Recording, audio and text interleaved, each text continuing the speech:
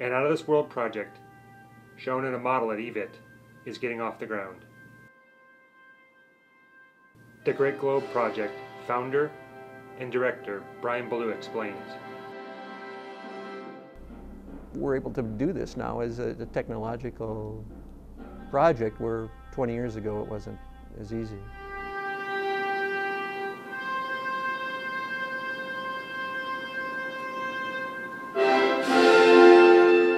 Children from around the earth are building a model of their planet to this scale of 1 to 100,000, or 100,000 times smaller than the real planet. They're assigned a small section, one of 10.5 million tiles, and they have to study what's in that tile and repaint the tile based on what they think the colors are for the first day of summer from the year they're studying that tile. The whole purpose of building the globe is to see what it looks like in one piece. In your peripheral vision, you can see other things that you may know and say, oh, I get it, this is how big the planet is.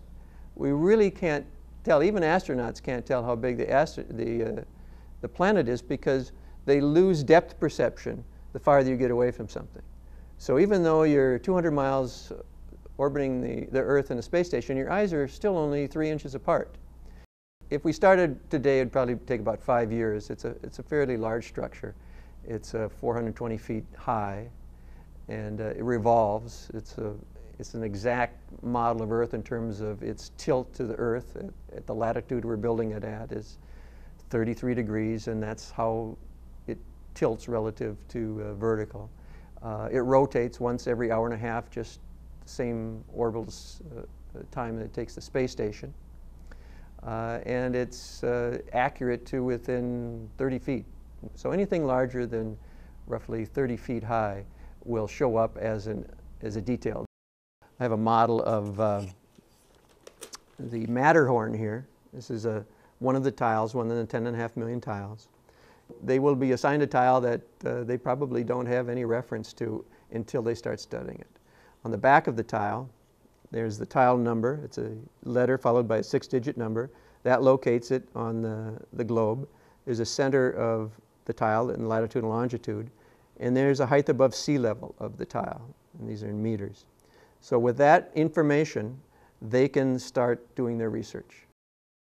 Kits are roughly 700 parts that make up what we call a tile panel, and that tile panel supports 81 tiles.